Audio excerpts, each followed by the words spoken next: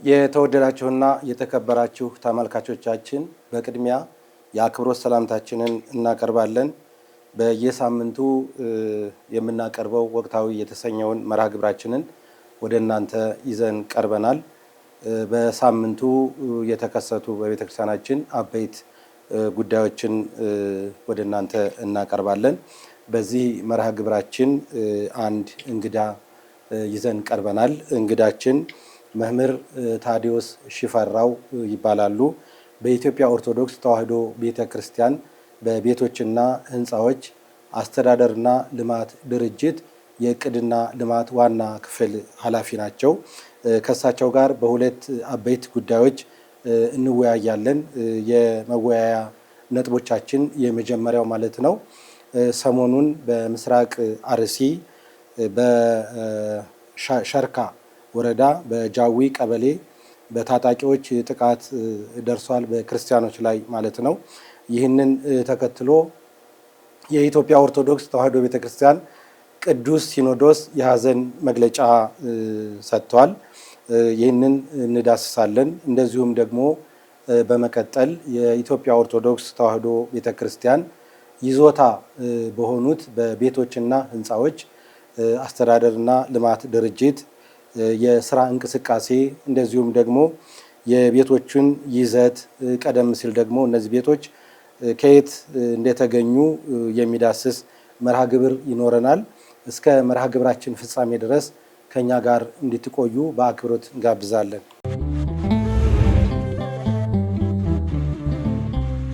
መምህር ታዲዮስ እንኳን ወደ ስቱዲዮአችን ጥሪያችንን ግብዣችንን አክብረው መጡልን እንላለን። እንግዲህ አሁን እንደተገለጸው ሁለት ነገሮችን እንመለከታለን ከእርስዎ ጋር ማለት ነው። ሰሞኑን በምስራቅ አርሲ በሸርካ ወረዳ በጃዊ ቀበሌ በታጣቂዎች ጥቃት ደርሷል፣ በክርስቲያኖች ላይ ማለት ነው። ቁጥራቸው ወደ 21 የሚደርሱ ካህንም ያሉበት ሕፃናትም ያሉበት ግድያ ነው። በጣም አሰቃቂ ግድያ። ይህንን ተከትሎ የኢትዮጵያ ኦርቶዶክስ ተዋሕዶ ቤተክርስቲያን ቅዱስ ሲኖዶስ መግለጫ ሰጥቷል። መግለጫው 3 ጊዜ ነው የተሰጠው። በመጀመሪያ ወዲያው ችግሩ እንደተፈጠረ ብፁዕ አቡነ ሳዊሮስ የጠቅላይ ቤተ ክህነት ዋና ስራ አስኪያጅ፣ የደቡብ ምዕራብና የሸገር አህጉረ ስብከት የምስካየ ኅዙናን መድኃኔዓለም ገዳም ሊቀ ጳጳስ ወዲያውኑ መግለጫ ሰጥተዋል። እንደዚሁም ደግሞ ብፁዕ አቡነ ዲዮስቆሮስ የቅዱስ ሲኖዶስ ዋና ጸሐፊ፣ የራያ ሀገረ ስብከትና የማህበራት ማደራጃ መምሪያ ሊቀ ጳጳስም የሀዘን መግለጫ ሰጥተዋል።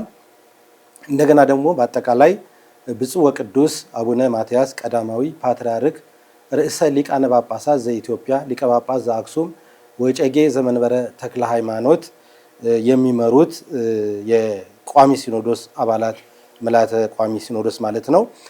እንደዚሁ ትናንት በ22 ጠንከር ያለ የሀዘን መግለጫና መመሪያዎችም ጭምር አስተላልፏል። እንግዲህ ይህንን ጉዳይ ያው እንደሰሙት አምናለሁኝ። እንደው ምንድን ነው የተሰማዎት? እንደገናም ደግሞ የቅዱስ ሲኖዶስን መግለጫ ይዘት እንዴት ተመለከቱት? እንግዲህ እንደተባለው በወገኖቻችን የኢትዮጵያ ኦርቶዶክስ ተዋሕዶ ቤተክርስቲያን አማኞች ላይ የደረሰው ግድያ እጅግ በጣም አሳዛኝና ልብ ሰባሪና ሀዘኑም ከሰው ልብ የሚወጣ አይደለም። በጣም እንደ አንድ አማኝ ከፍተኛ ሀዘን ተሰምቶኛል። እንግዲህ እግዚአብሔር አምላክ ያው በሰማዕትነት ነው ያረፉት ማለት እችላለሁ። እነኚህ ሰዎች፣ እነኚህ አማኞች፣ እነኚህ ምዕመናን እግዚአብሔር ነፍሳቸውን ይቀበል፣ ለቤተሰቦቻቸው መጽናናትን ይስጥ ነው የምለው እና በጣም የሚያሳዝን ነው። እንደሚታወቀው የኢትዮጵያ ኦርቶዶክስ ተዋሕዶ ቤተክርስቲያን በዚህ በኢትዮጵያ በሀገራችን ትልቅ የስልጣኔ አሻራ የጣለች እናት ቤተክርስቲያን ናት። ዛሬ ሀገራችን እዚህ የደረሰችበት የእድገትና ስልጣኔ ደረጃ ሳትደርስ ጥንት ቤተክርስቲያን ብራና ዳምጣ ቀለም በጥብጣ እውቀትን ስልጣኔን ሀብላ ለዚህ ሀገር ያስተማረች እናት ቤተክርስቲያን ናት። እቺ ቤተክርስቲያን ዛሬ በሀገራችን ያለው የፍትህ ስርዓት አሁን ባለበት ሁኔታ ሳይኖር ፍትሐ ነገሥት አዘጋጅታ የፍትሐ ነገሥት መምህራኖቿን ዳኞች አድርጋ ድሃ እንዳይበደል ፍትህ እንዳይጓደል ትልቅ አስተዋጽኦ ያበረከተች የስልጣኔ ጀማሪ ቤተክርስቲያን ናት። እቺ ቤተክርስቲያን የሀገር ሉዓላዊነት ዳር ድንበሯ እንዳይነካ እንዳይደፈር ምዕመናኖቿን አስተባብራ ካህኖቿን አስቀድማ ብፁዓን አበው ሊቃነ ጳጳሳት ለጠናት ምድሩም ሰውም እንዳይገዛ የእምነቷ መገለጫ የሆነውን ጽላት ይዛ ወጥታ ለአገር አኩሪ ታሪክ ትልቅ አስተዋጽኦ ያበረከተች እናት ቤተክርስቲያንና በአፍሪካም ቀደምት ቤተክርስቲያን ናት እና ዛሬ ያቺ ታሪካዊት ትልቅ ቤተክርስቲያን ልጆቿ በዚህ መጠን ሲጎዱ፣ ሲሰቃዩ፣ ሲገደሉ፣ ሲሳደዱ እጅግ በጣም ያሳዝናል፣ ልብ ይሰብራል። እንግዲህ ቅድም እንዳነሱት የካቲት 19 ለ20 አጥቢያ ከ21 በላይ አማኞቻችን እጅግ አሳዛኝ በሆነ ሁኔታ ተገለዋል። ያሳዝናል። ይህን ነገር እንግዲህ እንደተሰማ ቅድም እንደተባለው ብፁዕ ጠቅላይ ስራ አስኪያጃችን ብፁዕ አቡነ ሳይሮስ የደቡብ ምዕራብ ሸዋ ሀገረ ስብከት የሸገር ሲቲ ከተማ ሀገረ ስብከት ሊቀ ጳጳስ የመስክ ያዙና የበላይ ኃላፊ በማለዳው ነው መግለጫ የሰጡበት ማዘናቸውን ልባቸው መሰበሩን አጠቃላይ በአማኞቻችን ላይ የደረሰው ጉዳታቸው መሆኑን ጠዋት ነው መግለጫ የሰጡት ቅዳሜ ጠዋት። ከዛ በማስቀጠልም ብፁዕ የቅዱስ ሲኖዶስ ዋና ጸሐፊ ብፁዕ አቡነ ዲዮስቆሮስ የራያ ሀገረ ስብከት ሊቀ ጳጳስ እሳቸውም ወዲያው ነው መግለጫ የሰጡት። እነኛ አባቶች የቤተ ክርስቲያናችን ግንባር ቀደም መሪዎች ናቸው። አብዛኛው የቤተ ክርስቲያንን ጉዳይ ዕለት ዕለት የሚከታተሉ የሚያስፈጽሙ እንደመሆናቸው መጠን ብፁዕ ጠቅላይ ስራ አስኪያጁ በማለዳ አጠቃላይ ጉዳዩ አሳሳቢ መሆኑን ሰጥተዋል። ከዛ እንግዲህ በማስቀጠል ቅድም እንዳነሱት ቅዱስ ሲኖዶስ ጠንከር ያለ ጠበቅ ያለ ይሄ ነገር በተደጋጋሚ በዚህ በተባለው አካባቢ በምስራቅ አርሲ በሽርካ ወረዳ ጃዊ በተባለች ቀበሌ የደረሰው ክርስቲያኖች ላይ ጥፋት መከራ መቆም እንዳለበት እኩይ ዓላማ ያላቸው ሰዎች በአንድነት በህብረት እንዳይኖሩ ሰዎች ተረጋግተው እንዳይኖሩ አማኞች ሌላው አማኞች ማለት ችግር ለመቀስቀስ የሚፈልጉ እኩይና ሰይጣናዊ አስተሳሰብ ያላቸው ግለሰቦች እንደዚህ አይነት ድርጊት እንዲጣቀቡ እና ሀገራችን ትናንትና ባለው በፍቅር በሰላም ህዝቡ ተከባብሮ አሁንም ተቻችሎ ተደማምጦ እንዲኖር የሚያደርግ ጥሪ አስተላልፈዋልና ይሄ ተገቢም ነው አስፈላጊም ነው።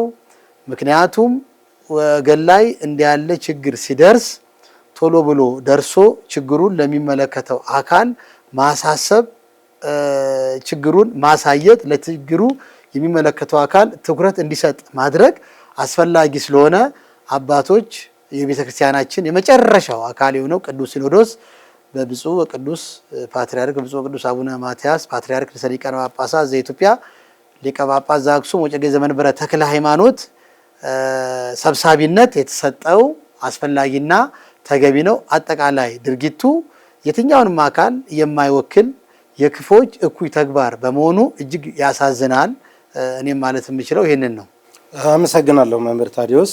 እንግዲህ እንደተባለው ያው የቅዱስ ሲኖዶስ በዚህ መንገድ መግለጫ አቅርቧል። እንደው መግለጫዋ ማጠር ያለች ስለሆነች የሁለቱ ብፁዓን አባቶች መግለጫም ከዚሁ ጋር አብሮ የሚሄድ ስለሆነ የቅዱስ ሲኖዶስን መግለጫ ትንሽ በንባብ አሰምቼ ወደሚቀጥለው እንሄዳለን ማለት ነው። ከኢትዮጵያ ኦርቶዶክስ ተዋሕዶ ቤተክርስቲያን ቋሚ ሲኖዶስ የተሰጠ ሐዘን መግለጫ እለሃሙ በእንተ ስሙ ምድር ሰናይት ርስቶሙ፣ ስለ ስሙ መከራን የተቀበሉት መንግስተ ሰማያት የእነርሱ ናት የሚለውን በማቴዎስ ወንጌል ምዕራፍ 5 ቁጥር 51 ላይ የተጻፈው መነሻ በማድረግ ነው መግለጫው የወጣው። ከዚህ በፊት በአርሲ ሀገረ ስብከት በተለያዩ ወረዳዎች የበርካታ ኦርቶዶክሳውያን ወገኖቻችን ሕይወት በመጥፋቱና ከሞት የተረፉትም ከቤት ንብረታቸው ተፈናቅለው ወደ አጎራባች ከተሞች ተሰደው ለረሃብና ለርዛት ተጋልጠው እየኖሩ መሆኑ ይታወቃል። ቀደም ሲል በተለያዩ ጊዜያት በደረሰው ሞትና ስደት ምዕመናን እያዘኑ ባሉበት እኛም ከሀዘናችን ባልተጽናናንበት ሁኔታ ጥቃቱ በአዲስ መልክ ቀጥሎ የ21 ንጹሐን ወገኖቻችን ሕይወት በግፍ ማለፉን በህይወት የተረፉትም በታጣቂዎች መታገታቸውንና የደረሱበት አለመታወቁን ከ10 የሚበልጡ አባወራዎች ቤትና ንብረት እንደተቃጠለ በመግለጽ ከሀገረ ስብከቱ የቀረበውን ሪፖርት የተመለከትነው ጥልቅ በሆነ ሐዘን ነው ይላል። አገር ሰላም ብለው በሚኖሩበት ከምንም ጉዳይ ጋር ንክኪ በሌላቸው ኦርቶዶክሳውያን ልጆቻችን ላይ ይህንን አስነዋሪ ድርጊት የፈጸሙት አካላትም ግድያውን በሃይማኖት ስም ይፈጽሙት እንጂ የሃይማኖት ሰዎች ግን አይደሉም።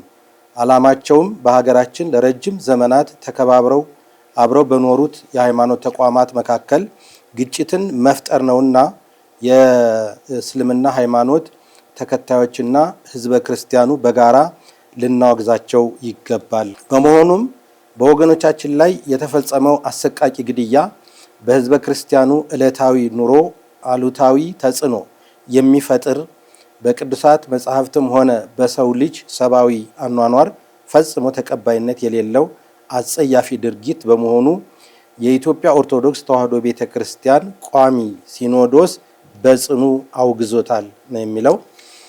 እንደዚሁም ደግሞ በምስራቅ አርሲ ሀገረ ስብከት በተደጋጋሚ እየተፈጸመ ያለው ሞትና መፈናቀልም ኦርቶዶክሳውያን ልጆቻችን በየትኛውም የሀገራችን ክፍል በነጻነት ሰርተው የመኖርና ስርዓተ አምልኮ የመፈጸም ህገ መንግስታዊ መብታቸውን የሚጋፋ በመሆኑ የክልሉና የፌዴራል መንግስት ጉዳዩን በልዩ ሁኔታ ተከታትለው አፋጣኝ መፍትሄ እንዲሰጡበት ቋሚ ሲኖዶስ በጥብቅ ያሳስባል ይላል።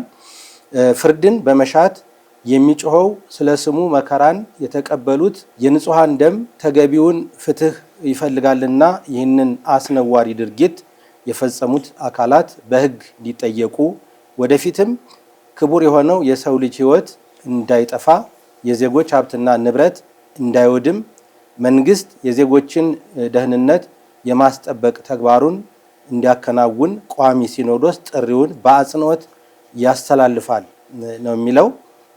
እንደዚሁም በደረሰው አደጋ ዙሪያ ተነጋግሮ ተገቢውን ውሳኔ ለማስተላለፍ የተሰበሰበው ቋሚ ሲኖዶስም የአካባቢው ችግር አስተማማኝ በሆነ መንገድ ተፈቶ ዘላቂ ሰላም እስኪገኝ ድረስ በቅዱስ ሲኖዶስ ምልዓተ ጉባኤ የተሰየመው የሀገር ሰላምና የቤተ ክርስቲያን አንድነት አብይ ኮሚቴ ከፌዴራልና ከክልሉ መንግስት ጋር በመነጋገር ስራውን አጠናክሮ እንዲቀጥልና የሚመለከታቸውም አካላት በየድርሻቸው አስፈላጊውን ትብብር እንዲያደርጉ ቋሚ ሲኖዶስ በክብር ያሳስባል።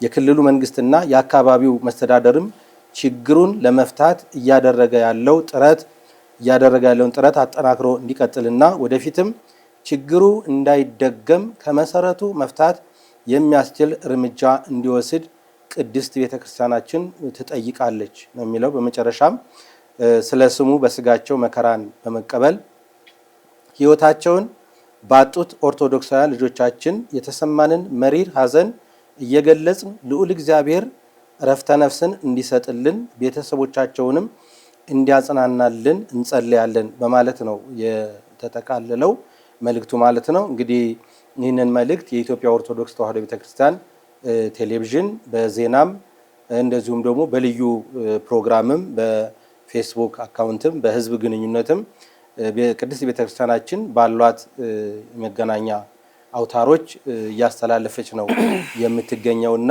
ቅዱስ ሲኖዶስ አሁን እንደሰማነው እጅግ በጣም አጸያፊ እንደገና ደግሞ ቀጣይነት ያለው እስካሁን ድረስ ያው በተደጋጋሚ በዚህ በተጠቀሰው ወረዳ ይሄ ችግር ሲፈጠር ነው የኖረው።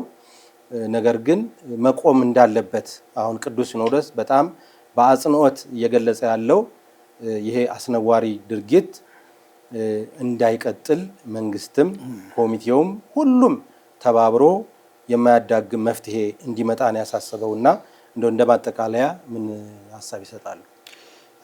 ጥሩ ነው። እንግዲህ ያው ቅዱስ ሲኖዶስ ቅድም እንዳለው ጠበቅና ጠንከር ያለ መግለጫ ነው በትናንትናው ዕለት ያወጣው። አሁንም ያው እርሶ እንዳሰሙን ጠንከር ያለ ነው። እንግዲህ ትልቁ ነገር ምንድነው?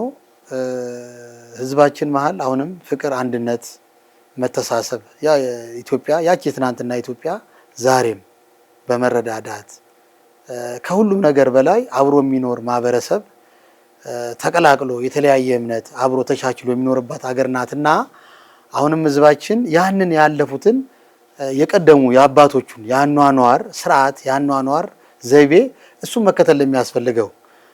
ምክንያቱም እንዲህ አይነት ነገር ትንሽ በሰው ሊና የሚታሰብ አይደለም።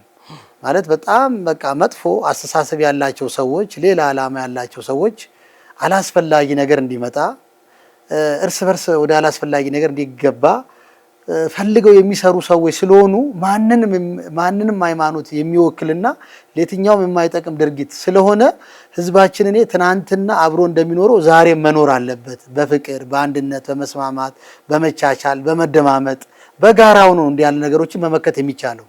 አሁን ለምሳሌ የኢትዮጵያ ኦርቶዶክስ ተዋሕዶ ቤተክርስቲያን ቅዱስ ሲኖዶስም ይሄንን መግለጫ አውጥቷል። ጠንከር ያለ መግለጫ የኢትዮጵያ እስልምና ጠቅላይ ምክር ቤትም መግለጫ ወጥቷል። ማንንም እንደማይወክል ነገር ግን እንዲህ አይነት ሐሳብ እኩያን የሚያስቡ ቡድኖች ግለሰቦች ሊኖሩ ስለሚችሉ ሰው ተጠንቅቆ ዛሬም አንድነቱ ላይ አብሮነቱ ላይ መስራት ይገባል እና እንደዚህ አይነት ነገሮችን አጠናክረን ስንተሳሰብ የሌላው ሃይማኖት ጥቃት የኔ ነው ብለው ሌላውም እንደዛው ሲያስብ እንደዚህ አይነት ችግሮችን በሂደት እየነቀስ እንወጣለን። አባቶቻችን ግን በተገቢው ሰዓት በተገቢው ሁኔታ በእውነቱ መጀመሪያ ይሄ መግለጫ የሰጡት በኢትዮጵያ ኦርቶዶክስ ተዋሕዶ ቤተክርስቲያን የህዝብ ግንኙነት ድረገጽ ላይ ብዙ ጠቅላይ ስራ አስኪያጁ ናቸው። ገና በማለዳ ጉዳዩን አጽንኦት ሰጥተው ትኩረት ሰጥተው ይሄ ጉዳይ ተገቢ አለመሆኑ መግለጻቸው ለወገኖቻቸው በስራቸው ላሉ ልጆቻቸው አለን ብለው ችግራቸውን በዚህ መጠን መግለጻቸው ተገቢ ነውና አሁንም አንድነቱ ላይ ስራ ከተሰራ እንደዚህ አይነት እኩይ ተግባር ይፈጽሙ ግለሰቦች አካላት ቦታ ያጣሉ የሚል እምነት አለኝና ተገቢ መግለጫን የሰጠው ብዬ አምናለሁ። አመሰግናለሁ መምህር ታዲዮስ። እንግዲህ ያው እንደተባለው ይሄ መግለጫ በቂና በቂ ትምህርት ያዘለ ነው። እንደዚሁም ደግሞ በጣም ጠንከር ያለ በምሬትም የተላለፈ መግለጫ ስለሆነ ሁሉም ጥሪ የተደረገለት ሁሉ ይህንን መልእክት ተቀብሎ ወደፊት ችግሮች እንዳይከሰቱ የማያዳግም መፍትሄ ሊፈለግ ይገባል በማለት ነው የምናጠቃልለው ማለት ነው። እንግዲህ በዚህ ዙሪያ ያለን መርሃ ግብራችን ይህንን ይመስላል። ወደ ቀሪው ነው የምንሄደው ማለት ነው።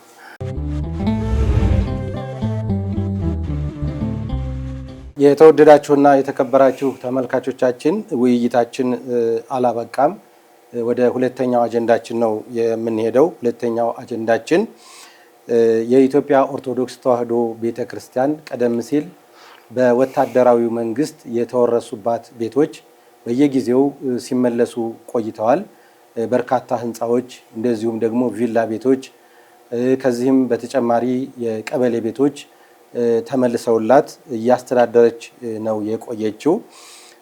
ስለዚህ ይህ ጉዳይ በአሁኑ ሰዓት ደግሞ በጥሩ ሁኔታ አስተዳደሩ እየዘመነ ወይም ዘመኑን እየተከተለ ቤቶችን የማስተዳደር ስራዎች ቀጥለዋል።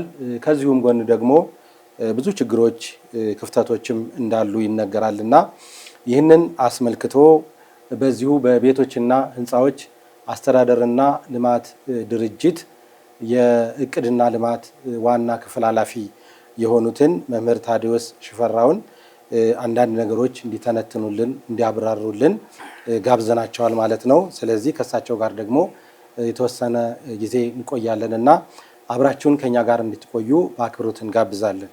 መምህር ታዲዮስ እንግዲህ ወደ ዋናው ወደ መጡበት ያው መቼም የመጀመሪያውን ያነሳ ነው ከሁሉም በላይ አሳሳቢ የሁላችንም አጀንዳ እንደመሆኑ መጠን የግድ ስለሆነ ያንን ተመልክተናል። አሁን ደግሞ በዚህ አጀንዳ ላይ ያው ግብዣ ተደርጎ ድርጅቱ ደግሞ እርስዎን ወክሎ ልኳል ማለት ነው። እንደሚታወቀው ሰሞኑን በቤቶች እና ህንፃዎች አስተዳደርና ልማት ድርጅት የስራ እንቅስቃሴ በተለያዩ የማህበራዊ ሚዲያዎች ሳይቀር መወያያ ሆኖ ነው የምንመለከተው። የአዲሱ የድርጅቱም ዋና ስራ አስኪያጅ ሊቀ ስዩማን እስክንድር ገብረ ክርስቶስም ማብራሪያዎችን ሲሰጡ ነው የሰነበቱት። ያለውን ሁኔታ ምቹ ሁኔታውንም ችግሩንም ሲገልጹ ነበር። እንደዚሁም ደግሞ ብፁዕ ጠቅላይ ስራ አስኪያጅ ብፁዕ አቡነ ሳዊሮስ ይህንን ጉዳይ በአጽንኦት ነው የገለጹት። ሌሎቹም እንደነ ንቡረ እድ ኤልያስ አብርሃ የሰጡትን ጠንከር ያለ መልእክት ተመልክተናልና ይሄ ነገር ይሄ ንብረት የህዝብ ንብረት የቤተ ክርስቲያን ሀብት ስለሆነ ለህዝብ ደግሞ ትክክለኛ መረጃ መተላለፍ ስላለበት ግልጽ ለማድረግ እንደገናም ሰሞኑን የነበረውን መሪዎቻችን ያስተላለፉትን መልእክት ጭምር ይዘቱን በመግለጽ እንደው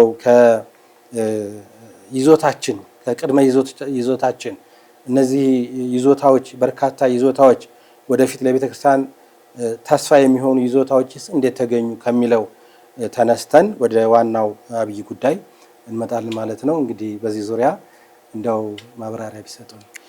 እሺ፣ አመሰግናለሁ።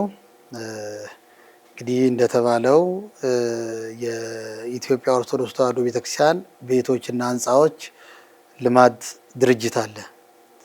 እንግዲህ ይሄ ልማት ድርጅት የሚያስተዳድረው የቤተክርስቲያንን ህንፃዎች፣ ቤቶች ነው።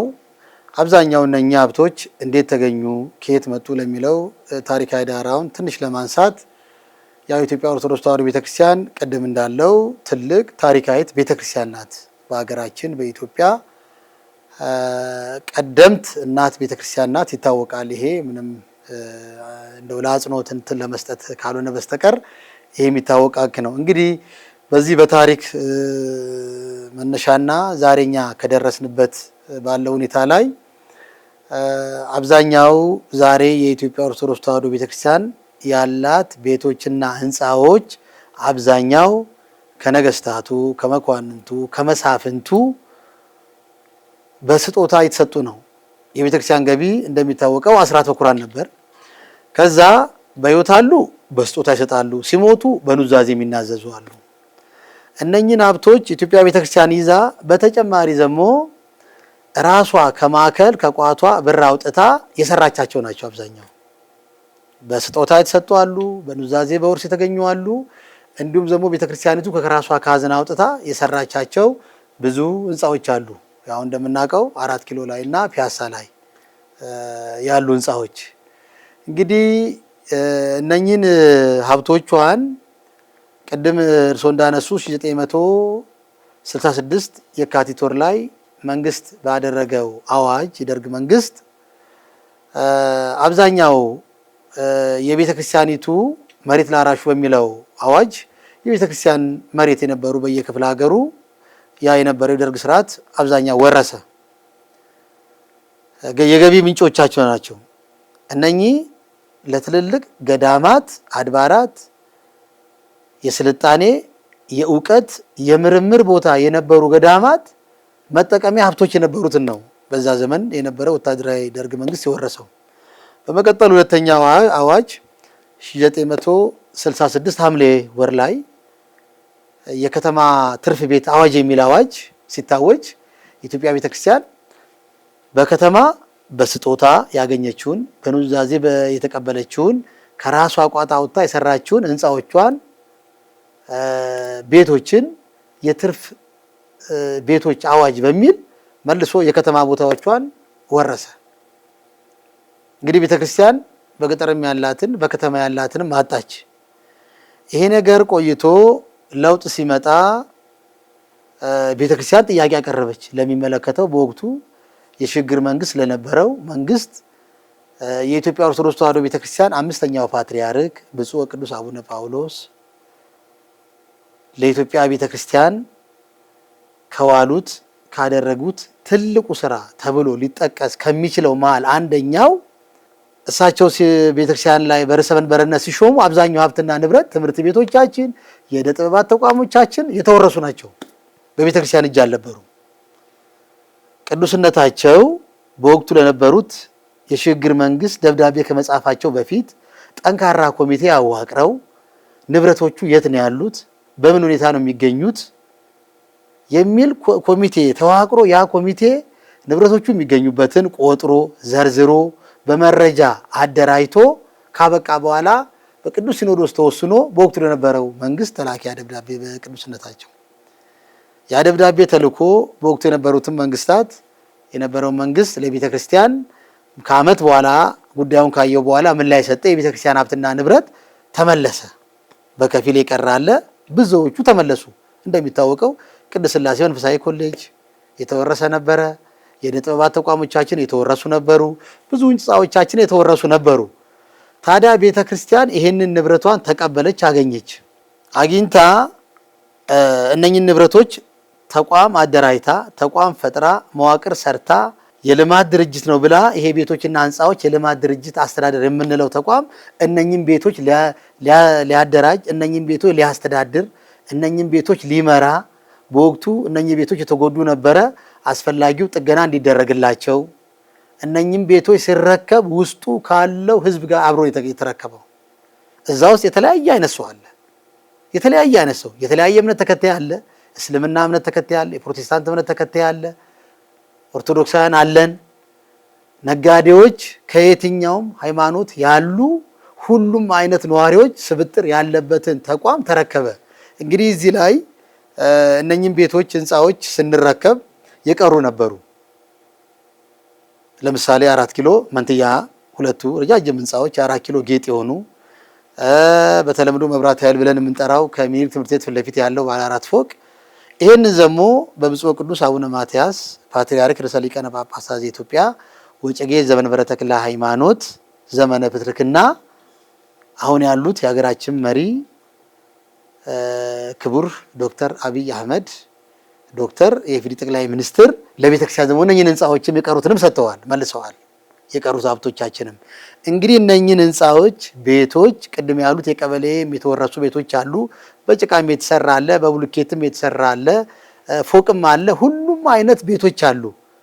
እነኚህ ቤቶች እንግዲህ ምንጮቻቸው አብዛኛው ቅድም እንደጠቀስኩት ወይ በስጦታ የመጡ ናቸው።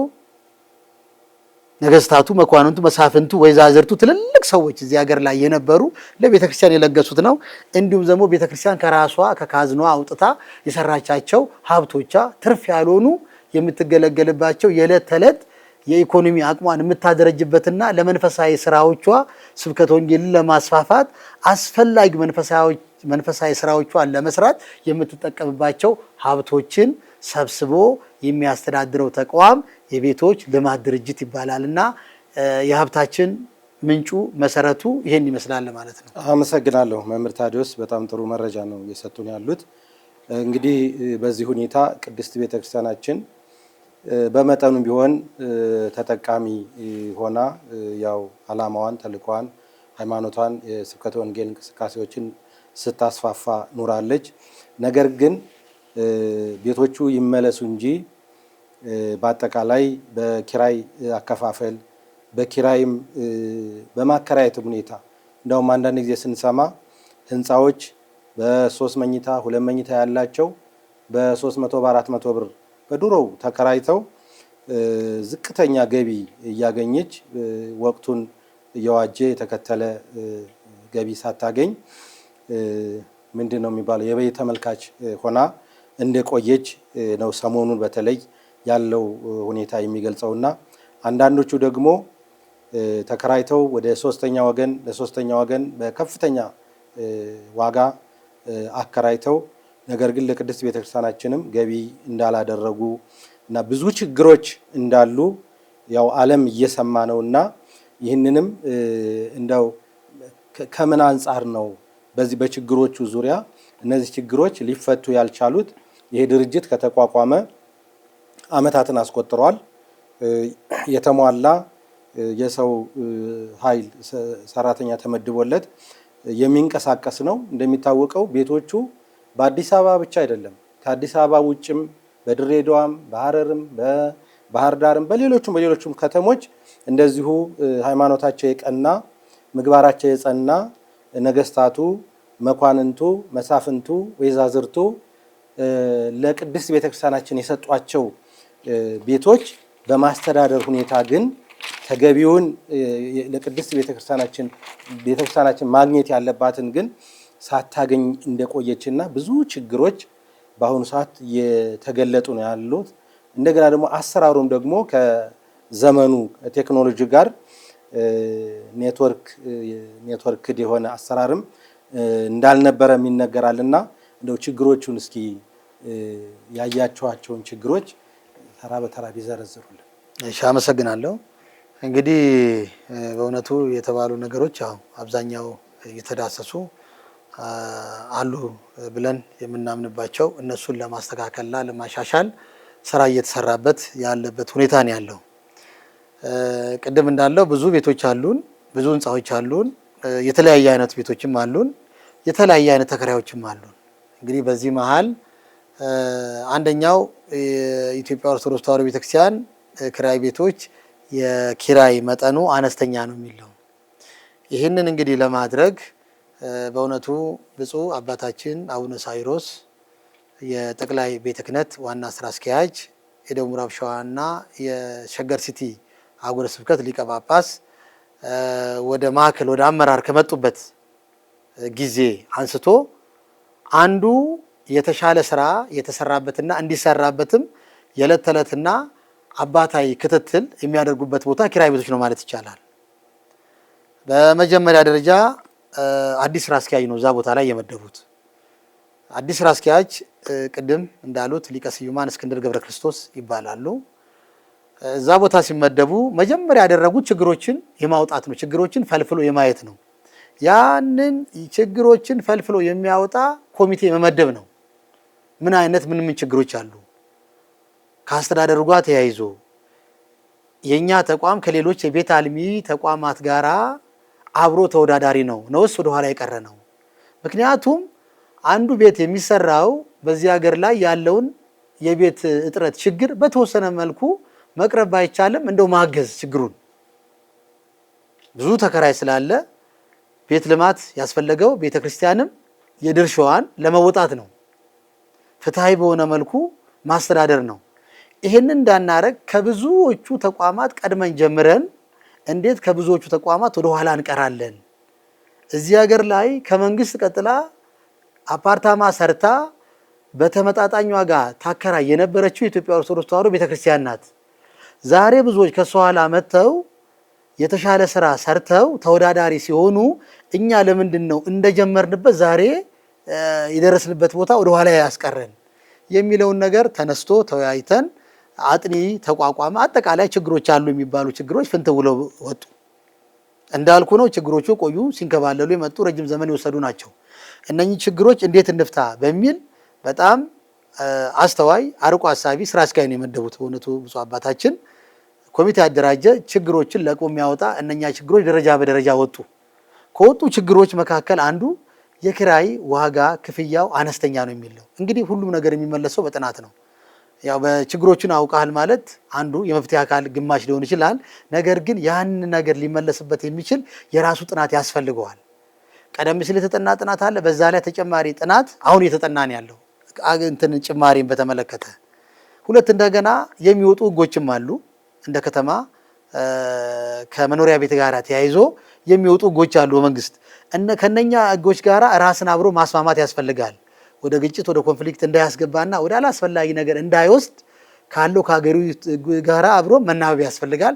ይህንንም ባገናዘበ ሁኔታ ጥናት እየተጠና ነው ያለው። ጥናቱ ሲያልቅ የሚገለጽ ይሆናል። ሌላው ከሶስተኛ ወገን ጋር ተያይዞ የተነሳው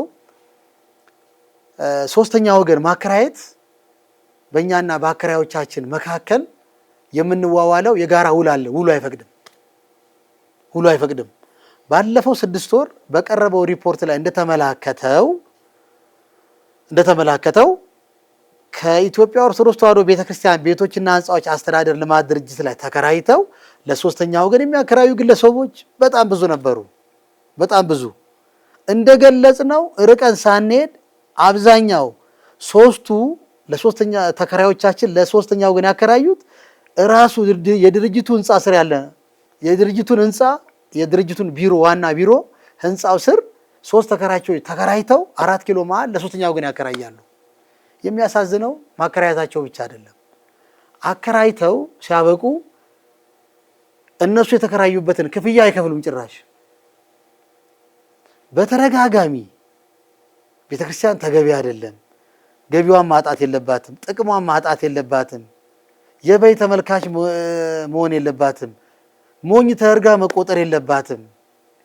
ተገቢ ስራ አይደለም፣ መልሱ፣ ኪራያችሁን በወቅቱ ክፈሉ ተብሎ በአካል እየተጠሩ ቢነገራቸው፣ ደብዳቤ በተደጋጋሚ ቢጻፍላቸው መልስ የሚሰጥ ሰው ጠፋ።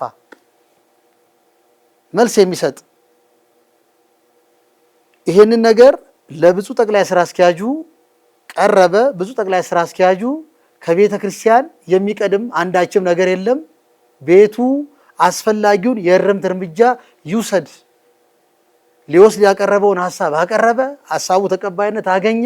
ስለዚህ ምንድነው እነኛ ሰዎች ቤቱን መልቀቅ አለባቸው። ያለባቸውን ዕዳ በተመለከተ ሕግ አለ በሀገሪቷ ላይ። ውል ያስፈለገው አንድም ነገር አንድ ሰው ግዴታውን ካልተወጣ የሚጠየቅበት የሕግና የሕግ አግባብ ስላለ በዛ እንዲጠየቅ ወደ ክፍሎቻችን ተመርቶ ክፍሎቻችን ክስ ከሰው ሌላውን ቤታችን ግን ወደኛ ተመልሶ እዛ ውስጥ ለነሱ እየከፈሉ ይኖሩ የነበሩ ተከራዮች ደብዳቤ ጽፈው የሚያስገቡበትን ስሊፕ አምጥተው እሱ በኮሚቴ ተረጋግጦ በአስተዳደር ጉባኤ ተወስኖ አሁን ያ ቤት ተከራይቷል። አሁን ላይ በዚህ በ10 ቀን ውስጥ የአንድ የ6 ወር ሪፖርት ካቀረብንበት ጊዜ አንስቶ እስካሁን ድረስ ከ15 ሚሊዮን ብር በላይ ገቢ ገብቷል። ዕዳ ያለባቸው ሰዎች አሁን ዕዳ ያለበት ተከራይን ዜሮ አስገብተናል። ከ15 ሚሊዮን ብር በላይ ለቤተ ክርስቲያናችን ተጨማሪ ገቢ ገብቷል። ሌላውም እነኝን አይቶ የማያስገባ ነበረ ዝም ብሎ የተቀመጠ ወይ ብሩን ነጋዴዎች ሱቆች እናከራያለን ብዙ ያለን እንግዲህ ክራይንትን ወይ ብሩ ይነግዱበት ይሆናል። አሁን ግን ይሄ እርምጃ ከተወሰደና ብዙ ጠቅላይ ስራ አስኪያጁ ጠንከር ያለ እርምጃ መወሰድ አለበት፣ መጨከን አለብን፣ የቤተ ክርስቲያናችን ሀብትና ንብረት ማስጠበቅ አለብን፣ የቤተ ክርስቲያናችን ይህ ቦታ የጀርባ አጥንት ነው በሚል ጠንከር ያለ በሰጡት መመሪያ መሰረት ጠንከር ተብሎ ወደ ስራ ስለተገባ ከ15 ሚሊዮን ብር በላይ በዚህ በ10 ቀን ውስጥ ገብቷል። አሁን ዕዳ አለበት የምንል የለም። በእውነቱ እዚህ ላይ ሊቀ ስዩማን እስክንድር በጣም ትልቅ ዋጋ እየከፈለ ትልቅ መስዋዕትነት እየከፈለ ረጅም ሰዓት ስራውን በትጋት በጥንቃቄ ለበላይ አካል ለብፁዕ ጠቅላይ ስራ አስኪያጅ ለብፁዕ የቅዱስ ሲኖዶስ ዋና ጸሐፊ ለሚመለከተው የቤተ ክርስቲያን የስራ ኃላፊዎች በማሳወቅ በትጋት በመስራት ይሄ ውጤት መጥቷል ለማለት ነው። አመሰግናለሁ መምህር ታዲዮስ፣ በጣም ጥሩ ማብራሪያ ነው። ያው እንደተገለጸው ጥሩ መሪ፣ የሚያነቃቃ መሪ ብዙ ለውጥ እንደሚያመጣ ይታወቃል። ነገር ግን የመሪው ብቻ ሳይሆን አጠቃላይ አደረጃጀቱ፣ ሌላውም ያለው በየክፍሉ ያለው ግብረ ኃይል ጥንካሬ፣ ተሳትፎ፣ መተጋገዝ፣ ህብረት፣ አንድነት ያመጣው ውጤት ስለሆነ ሊቀ ስዩማን ብቻ ሳይሆን እዛ ያሉት ወንድሞችም ሊመሰገኑ ይገባቸዋል ብዬ አስባለሁኝ። እንግዲህ አሁን ሰሞኑን ከተሰጠው መግለጫ ማግስት ራሱ ወደ 15 ሚሊዮን እንደተገኘ ነው ያገለጹልን። እንደዚሁም ይሄ ነገር ተጀመረ ከማለት በስተቀር ተጠናቀቀ ማለት አንችልም። ለምን ብዙ የምንሰማቸው ነገሮች ስላሉ ማለት ነው። ይሄ ያከፋፈል ስርዓቱ ራሱ እሱ ራሱ ችግር ያለበት ስለሆነ ብዙ ሰዎች መክፈል የሚገባቸውን ግዴታቸውን እንዳይወጡ ውዝፍ ሂሳብ እንዲኖርባቸው ያደረገም የሲስተሙም ስለሆነ እንደው በዚህ ዙሪያስ እነዚህን ተከራዮች እንደውም የምንሰማቸው አንዳንድ ሀሳቦች ቤቶቻችን የት ቦታ እንዳሉ የካሬ ሜትር ስፋታቸው ይዘታቸውንም በውል የማናውቅበት ሁኔታ እንደነበረም ይሰማልና እስኪ በዚህ ዙሪያስ በሲስተሙ ዙሪያስ እንዴት ነው? እሺ አመሰግናለሁ። ከመጨረሻው የተነሳው ሀሳብ ስነሳ የኢትዮጵያ ኦርቶዶክስ ተዋሕዶ ቤተክርስቲያን ያላትን ሀብትና ንብረቶቿን በቤቶችና ህንፃዎች አስተዳደር ስር ያለውን ባለፈው 6 ወር ሪፖርት ሲቀርብ በሃርድ ኮፒም በሶፍት ኮፒም ለብፁዕ ጠቅላይ ስራ አስኪያጁ አቅርበናል። የትኛው ህንፃ የት ቦታ እንደሚኖር፣ ምን ያህል ካሬ እንደሆነ፣ በየትኛው ወረዳ በየትኛው አካባቢ እንደሚኖር ዝርዝር መረጃ የያዘ መድብል ከፍለሽ ጋራ ለብፁዕ ጠቅላይ ስራ አስኪያጁ አቅርበናል፣ ሰጥተናል። እሱ አንዱ የተሰራ ስራ ነው። በሞባይላቸው ላይ ጭነው ነገ የት የሚፈልጉትን ህንጻና ቦታ ከፍተው በቀላሉ ማየት የሚችሉበትን ለብዙ ጠቅላይ ስራ አስኪያጁ ሰጥተናል፣ ተረክበዋል፣ በሚዲያም ተላልፏል። በሁለቱ ምክንያቱም አንዱ ያለንን ነገር ማወቅ አለብን የሚለው የተነሳ ነው። ስንነሳ ምን አለን እጃችን ላይ መጀመሪያ ያሉን ሀብቶቻችንን መቁጠር አለብን፣ ማወቅ አለብን። የሀብት መተንተን አለበት፣ መመዝገብ አለበት።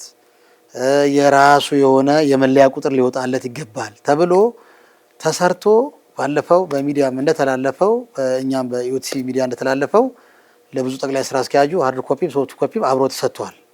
እና ይሄ በዛ በኩል ግንዛቤ ቢወሰድ ከዘመናዊ አሰራር ጋር ተያይዞ የተለያዩ ስራዎች ይሰሩ ነው ያሉት። ለምሳሌ ቅድም የክፍያ ስርዓት ተነስቷል። አጠቃላይ ቤቶች የሚጠቀምበት አሁንም እየተጠቀምንበት ያለው የክፍያ ስርዓታችን ኋላ ቀር ነው። አንድ ተከራይ ባንክ ቤት ሄዶ ክፍያ ከፍሎ የባንክ ስሊፕ ዞ መጥቶ እንደገና እኛ ጋር ደረሰኝ የሚቆርጥ ሰው አለ። ደረሰኝ የሚቆርጠው ሰውዬ ከቆረጠለት በኋላ ነው ከፍለሃል ብለን የምንቀበለው። አብዛኛው ሰው ምን ያደርጋል? አንዳንዱ ሌላ ተቋም ላይ እንደሚከፍለው በባንክ ይከፍልና እኛ ጋር መጥቶ ስላልቆረጠ ቅጣት ውስጥ ይገባል። ይሄንን በጣም ብዙ አዙሪት ያለው ኋላ ቀር የሂሳብ አሰራር ለማስቀረት ጥናት እያስጠናን ያለ ነው። ኦልሬዲ ባንኮች ራሳቸው ከቤተ ክርስቲያኑ ጋር የሚሰሩ ባንኮች ከሌላ ተቋም የሚሰሩበትን ፎርማት የኪራይ አሰባሰብ ይዘው መጥተው በራሳችን ቁመና በኢትዮጵያ ኦርቶዶክስ ተዋሕዶ ቤተክርስቲያን ቁመና ልክ ሰርተው አምጥተው ከነሱ ጋር አብሮ በባንክ ሲስተም ለመስራትና ለማዘመን ስራዎች ተይዘዋል። አንድ ሁለት ባንኮች ጥናታቸውን አቅርበዋል። ይሄንን ለማድረግ ወደ መጨረሻው ወደ የሚወስነው ክፍል እሱን አቅርበን ወደ ማስወሰን ደረጃ ላይ እየደረስን ያለ ነው። ይሄ ሲወሰን አንዱ ቤተክርስቲያን ከፍ የምትልበት ነው። ግን ምንድነው ያ ሲስተም ብዙ ነገር ነው የያዘው። አንደኛ አንድ ሰው የወር ክፍያውን ከመክፈሉ በፊት 3-4 ቀን ሲቀረው የማሳሰቢያ መልእክት ቴክስት ይላክለታል። ከከፈለ በኋላ ምስጋና ከፍለሃል የሚል አልፎት ዘሞ ማስጠንቀቂያውን አልፎት ክፍያውን ካልከፈለ ምን ያህል ቅጣት እንደሚቀጣ ያንንም ጭምር ሊያሳስብ የሚችል ስራ እየተሰራ ነው ያለው። ይሄንን ለማድረግ ረጅም ርቀት ሄደናል። ቢያንስ ከ80% በላይ አልቋል ብለን መናገር እንችላለን። እሱ ሲያልቅና መወሰን ያለበት የበላይ አካል የሆነው ጠቅላይ ቤተ ክህነት ሲወስን ሲያጸድቅልን ወደ ስራ የምንገባበት ሁኔታ አለ። ይሄ በዛ በኩል ቢታይ ጥሩ። ሌሎች ደግሞ ዌብሳይቶችን ያበለጸግን ያለ ነው። አጥቢያ.com ከሚባል ካምፓኒ ጋር ተነጋግረን ራሱ ድርጅቱ የራሱ ዌብሳይት ሊኖረው ይገባል ብለን እሱ ስራው ተሰርቶ እሱም ረጅም ርቀት ተሄዶበታል። አጠቃላይ ብዙ አይነት ስራዎችን እየሰራን ያለ ነው። ለምሳሌ አንዱ አሁን እየመራንበት ያለ ነው ደንበኛ ተኮር አገልግሎት መስጠት እንደ ሞቶን ያዙ ነው። ይሄንን ደጋግመን እንደተናገርነው አከራዩ ቤቶች ልማትና ተከራዮቹ ደንበኞች መሀል መናበብና መግባባት አንድነት የለም፣ አይተዋወቁም። ይመጣሉ፣ በአመት ውል ይውላሉ፣ ይዋዋላሉ፣ ይሄዳሉ። ክፍያ ተከፈል መጓተት ነው። እነሱን ባለቤት የማድረግ ከነሱ ጋራ የመነጋገር ተቀራርቦ የመወያየት በየህንጻው እየዞርን እየሄድን እየተንቀሳቀስን የነዋሪ ኮሚቴ ማደራጀት ያ የነዋሪ ኮሚቴ በራሱ የሚሰራው ግቢውን እንዲያጸዳ ግቢውን ጽዱ ማራኪ ላይን ልጆቻቸው ልጆቻቸው ወጥተው የሚጫወቱበት ሁኔታን ራሳቸው መፍጠር እንዲችሉ ኮሚቴ አዋቅረናል። አሁን የሚቀጥለው ሳምንት ቅዱስ ፓትርያርኩ በተገኙበት ጠንካራ ኮሚቴዎችን ጠንካራ ወራይ ክፍያቸውን ሳያቋርጡ የሚከፍሉ የድርጅት መንግስታዊ መንግስት ያልሆኑ ተከራዮችን የሚሸልምበት መርሃ ግብር ይዘናል የሚቀጥለው ሳምንት። ምክንያቱም ከደንበኞቻችን ጋር መግባባትና መቀራረብ አለብን። ይሄንን ለማድረግ ደንበኛ ተኮር ደንበኛ የማያጉላላበት ደንበኛ መጥቶ ብሩን ከፍሎ ሲኖር ቤቱን እንደራሱ ቤት የሚጠብቅበት ያ ቤት የሱ ቤት ነው። ቤተክርስቲያን ካላት ሀብት ላይ የሰራችውን ቤት የሰጠነውኛ ለተከራይ ነው። ምናልባት የኛ እዛ ጋራ የጥበቃ ሰራተኛ ሱፐርቫይዘር የምንላቸው ሊኖሩ ይችላሉ የሚጠብቁ። ነገር ግን ውስጡ የሚኖርበት ሰው የባለቤትነት ስሜት እንዲሰማው ለማድረግ ደንበኛ ተኮር አገልግሎት እየሰጠን እየተናበብን ያለ ነው። ታች ድረስ ተወርዶ እያወያየን ችግሮችን በየህንጻዎች እየፈታን ያለ ነው።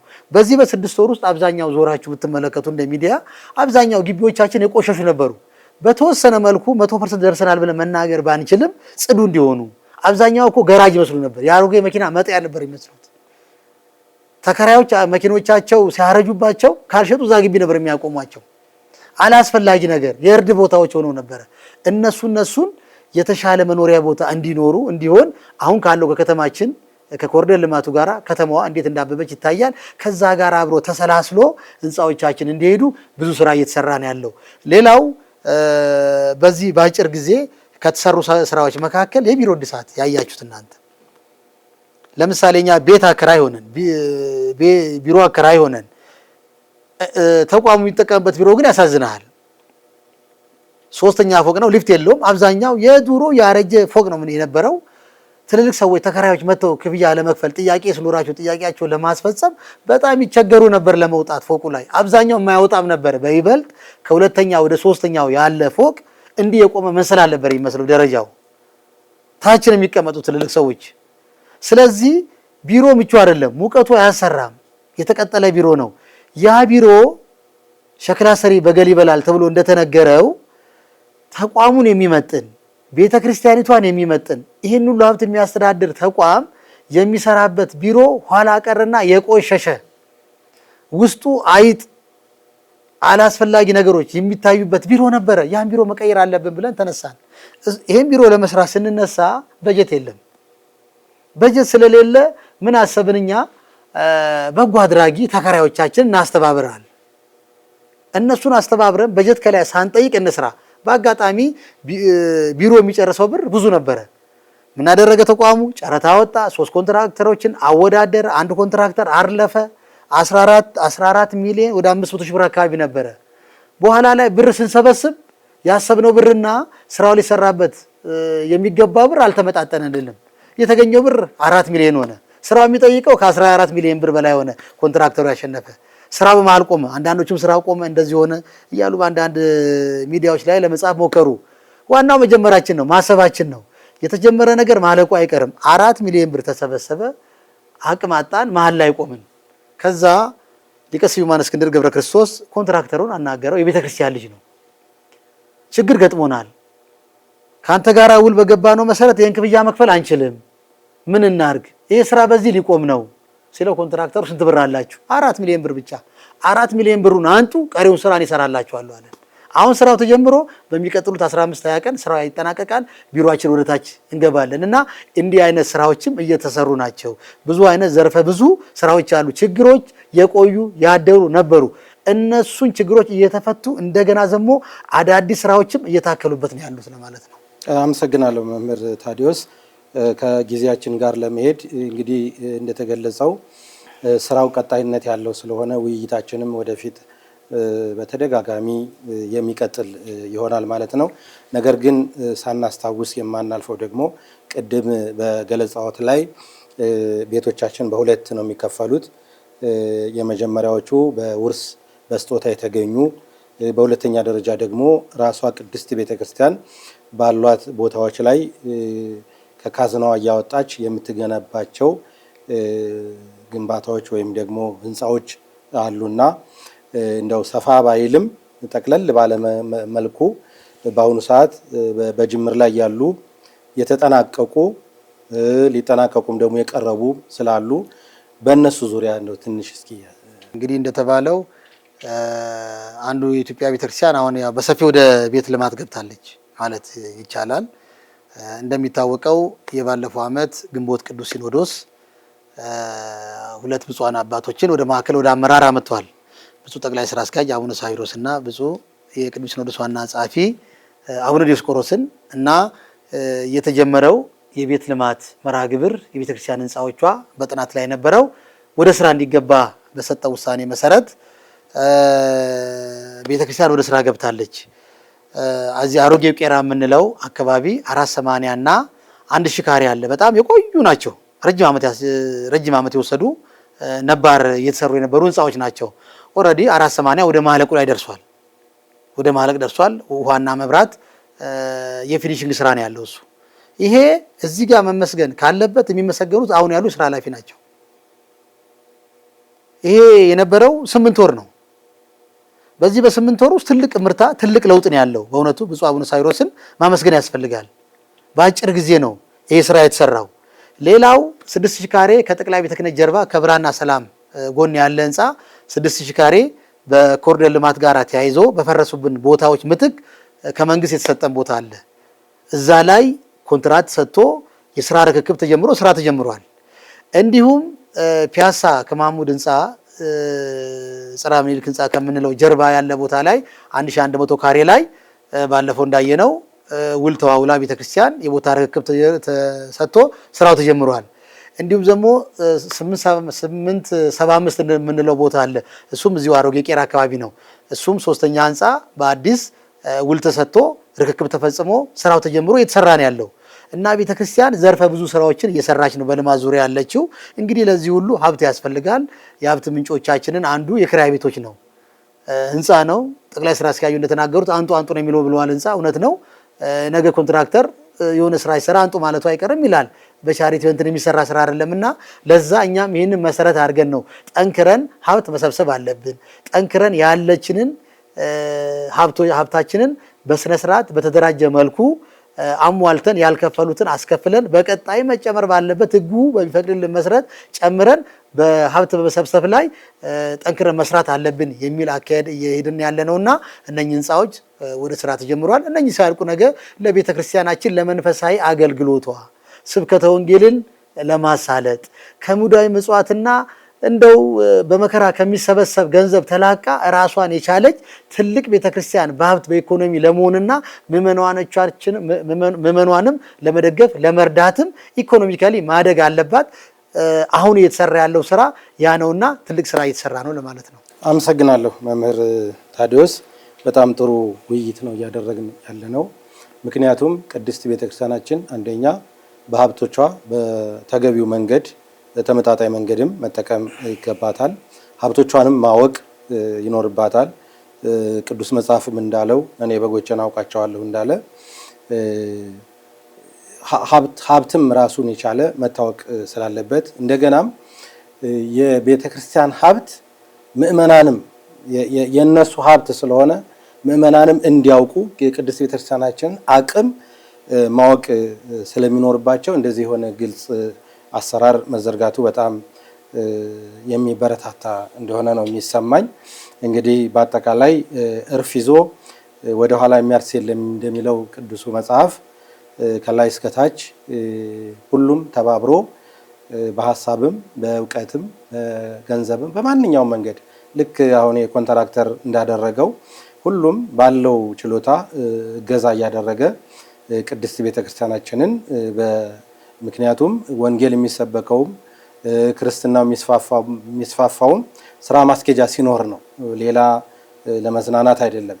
ስለዚህ እጅግ በጣም ወሳኝ ስለሆነ በዚህ ዙሪያ ትልቅ ድጋፍ ሁሉም ማድረግ እንደሚገባው ነው የሚሰማኝ። እንግዲህ በዚህ በዛሬው ዕለት እርስዎ ደግሞ ድርጅቱን ወክለው ይህንን የመሰለ ማብራሪያ ግልጽ የሆነ ማብራሪያ ስለሰጡን በቅድስት ቤተክርስቲያናችን ስም ምስጋናችንን እናቀርባለን። እንግዲህ የዛሬው መርሃ ግብራችን በዚህ ይጠናቀቃል። በሌላ ጊዜም ደግሞ በተደጋጋሚ መረጃ የምንሰጥ መሆኑን እየገለጽን መርሃ ግብራችንን በዚህ እናጠናቀቃለን።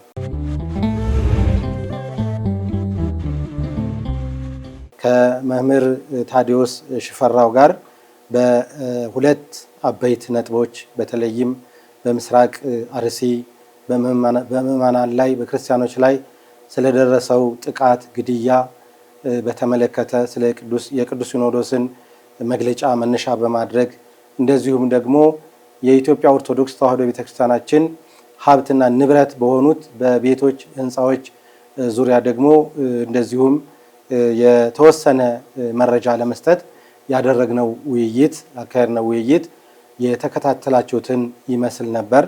ከኛ ጋር ስለቆያችሁ ምስጋናችንን እያቀረብን እንግዲህ በአጠቃላይ ቀሪ የቴሌቪዥን መርሃ ግብራችንን እንድትከታተሉ እየጋበዝን ከመላው የስቱዲዮ ባለሙያዎች ጋር የነበረን ቆይታ ይህንን ይመስላል።